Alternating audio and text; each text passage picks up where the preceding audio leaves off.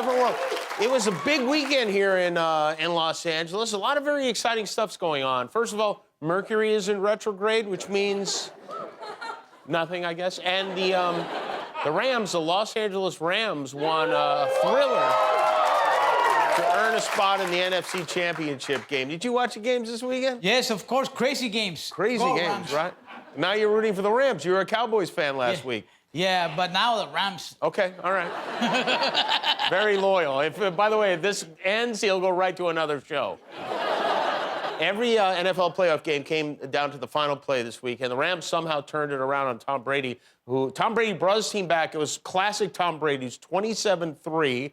He brought them back to tie the game, but then 40 seconds left or something, the Rams marched down the field and then kicked the last-second field goal to win the game in regulation. It was crazy to see Tom Brady. It was like the Coyote finally caught the Roadrunner and ate him right there on TV. The Rams will host the 49ers on Sunday. 49ers came back to beat Aaron Rodgers and Green Bay with another last-second field goal. Aaron Rodgers, before the game, Aaron Rodgers, you may recall, was caught in a series of lies about his vaccination status earlier in the season. Before the game, he lashed out at President Biden. He said, we have a fake White House, a bunch of other stuff befitting a man who's been hit in the head a lot of times. But Aaron Rodgers wasn't the only anti-vaxxer speaking out this weekend. The huddled, maskless descended upon Washington for the Million Mandate March this weekend. Thousands of far right-wing nuts joined thousands of far left-wing nuts for what was billed as a Defeat the Mandates rally. And you'd think at this point, the fact that the chances of dying from COVID are 60 times higher if you're not fully vaccinated might be making an impact. But that didn't seem to be the case at COVIDcella, where people had no masks, nothing, totally unprotected. And if you're wondering what kind of speakers they lined up for this meeting of the minds, the answer is this kind. Hi, I'm Steve. I'm not a doctor, but I write a really popular Substack on COVID-19 vaccines. All right, say no more, Steve. Thank you. And next time after I'm not a doctor, just stop right there, because the keynote speech came from Robert F. Kennedy Jr., who somehow managed to connect the dots from vaccination to Hitler. Even in Hitler's Germany, you could cross the Alps into Switzerland. You can hide in an attic like Anne Frank did. Robert obviously never finished the book, but it must have been so disappointing. Some of these whack jobs, you know, they've been expecting JFK Jr. to come back to life. Instead, they got RFK Jr. It's like going to see the Jackson 5 and only Tito shows up. Robert Kennedy is a notorious and longtime anti-vaxxer. Interesting to note, though, he did have a Christmas party at his house last month, and in order to come in, you had to show proof of vaccination to get into his house. But he blamed that on his wife, so it's okay. Because he carries the Kennedy name, RFK, you know, people believe what he says. He's largely responsible for a lot of the misinformation that's out there. For a lot of those in attendance, he was the main event. And what an event this was. You know, when you go to a farmer's market and there's like a band or a combo and playing, there's always one weird lady dancing alone? You know, she was there.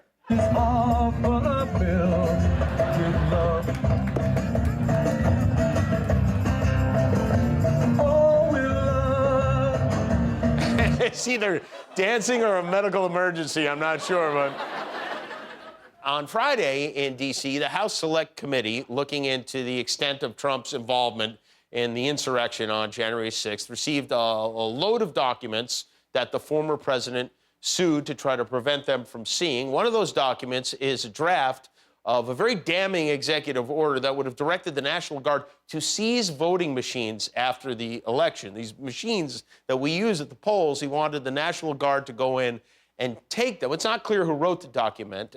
Trump himself has been ruled out because there was no dipping sauce on any of the pages, but this order that the military would seize the machines and then would have created a special counsel to look into Trump's false allegations to see if there was any way to make them true allegations. It was a last-ditch effort to keep Trump in power. A Sig Hail Mary, if you will. Fortunately, the order was never issued. Trump is bigly upset right now because the House wants to chat with his daughter, Ivanka, to hear what she knows about the insurrection. Trump did an interview with the Washington Examiner. He blasted that decision. He said they're using these things to try and get people's minds off how incompetently our country is being run, and they don't care. They'll go after children. He knows Ivanka is 40, right? I mean, I know he missed a lot of birthdays, but he's got to. You can't call them children and also put them in charge of peace in the Middle East. It's one or the other. This I thought was interesting. Trump's former lawyer, Michael Cohen, said Trump told him if it ever came down to Ivanka or Don Jr. going to jail, make sure it was Don Jr. He would do better in there. If you're ranking how well your children would do in prison, maybe time to sell the family business. I don't know. Don Jr., the son, was on Facebook this weekend in another sad and maybe even clouded attempt to earn just a little nugget of daddy's love. Can't put Joe Biden in the same room as someone. He might let one rip. Guys, Joe Biden is what stands between us and a nuclear-capable China. Joe Biden is the guy they're going to call at 3 in the morning. Yeah, I think we know who he's calling at 3 in the morning. And it ain't Grubhub, by the way. Why Junior thought it was a good idea to post this, I don't know, but it didn't get any more coherent from there. When idiot Joe Biden does it every day, oh, it's just Joe. It's just Joe. It's only the President of the United States, folks. It's not like he's going to have to make an important decision maybe one day. I think he thinks he has a show, you know? I mean, he has a logo for this. Don Jr. is like it's like an 80s TV show, like Airwolf or something. Maybe he does have a show. Maybe Don Jr. is the star of a show we just haven't seen yet.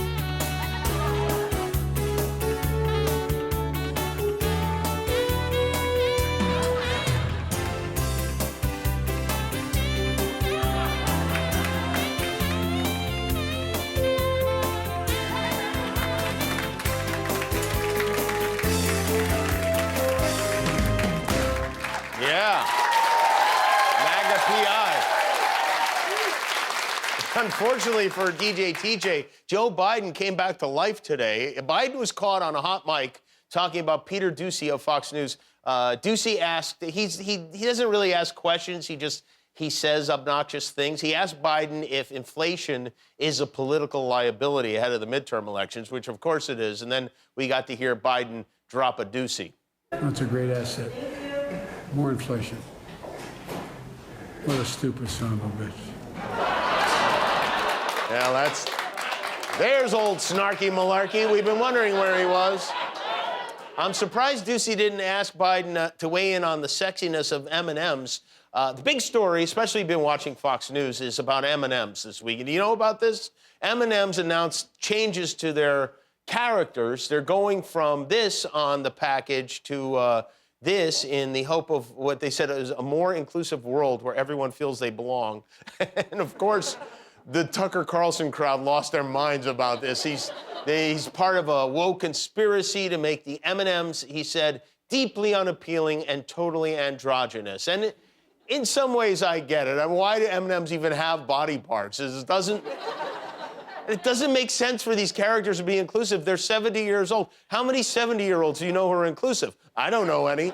So the company that makes M&Ms say most of the changes are reflected in the shoes that the characters wear, which they suggested is representative of their customers and a cue people really pick up on. This is, by the way, what happens when you sell the same little chocolate Advil for 70 years.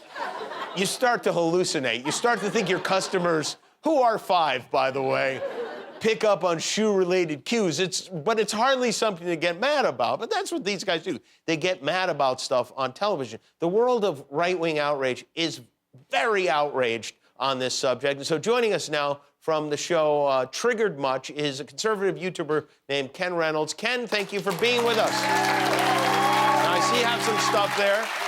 Explain to us, please, why these new M&Ms have you so upset. I'm upset because I see what's happening to our country, okay? This is just a new low from the virtue-signaling liberal left. These woke jokers are coming for the last bastion of American innocence, our candy. All right, well, that seems a little much, but I don't think they're attacking candy. Yes, they are. You Susie Snowflakes have your sights set on my beautiful, hard-shelled goddess, the green M&M. Well, you're what? You're hard-shelled goddess? Yeah, that's right. Look, hey, Jerry, can you pull up that picture that I emailed you? It's, I think, search green M&M. It's a JPEG. Is it there? No? Nothing? Okay, maybe search Daddy's Boner Fuel. No apostrophe. Then it might come up as... There it is. Okay, there she is. Look at my baby before they wokeified her, Jimmy. I mean, look at that. Her silky smooth flesh, those thigh-high naughty boots. That look that says, I want you, Ken. Come let me melt in your mouth or in your hand if you're not ready for mouth stuff. Ken? Huh? Ken, are you saying you're sexually aroused by candy? Are you saying you're not? Yes, I am, and I'm not. Really? Well, I've got an image that'll change your mind. Show him, Jerry. Show him that picture I texted you late last night. Yeah, that's it. Okay, look at that. Are you gonna stand there and tell me that these hot, thick little bitches do nothing for you downstairs? Wait, those are nerds. You're sexually attracted to nerds? What can I say? I like the brainy type, okay? What's the matter, Kimmel? Too mature for you? I bet you're into Sour Patch Kids, you sicko. No, I'm not, Ken. Okay. Then what about the Haribo Gummy Bear, okay? Look at that furry little sex pot letting it all hang out. And look, his bow tie's crooked. Did you notice? Do you know why that is? No. Because he's been busy, Jimmy. He's been a busy little bear. You know, I think you might need help. You think Ken. I need help? Yeah. No, you know who needs help? This country. Ken, I think maybe you should take a break. I think all Really? the anger... You think I need a break? If I take a break, it'll be to break me off a piece of that Kit Kat bar, sexually, okay? Okay. As Aaron Rodgers said on 7 different podcasts, I will not be silenced. Yeah. Not in the candy store, not in the CVS, and certainly not here on television. You know what? Where are my M&Ms? Well, Ken, I had some M&Ms around here. I do Where did they appreciate go? you. They're Ken. here somewhere. Ken, how tall are you? I'm a normal height. Why? Oh, no reason. It's okay. Look, you know what? If wanting to sexually satisfy a bowl of round, firm little chocolates makes me non-PC, then go ahead and cancel me, okay? I am not ashamed, All right. okay? Thank you, Stick Ken. around and watch. Oh, look at little Ken You enjoying might his learn breakfast. something. Okay, thank you, Ken. I think it's best. That's Ken Reynolds, everybody, from a show we made up. Hi, I'm Jimmy Kimmel, and this is The Internet. I made it myself. Hit subscribe if you like it.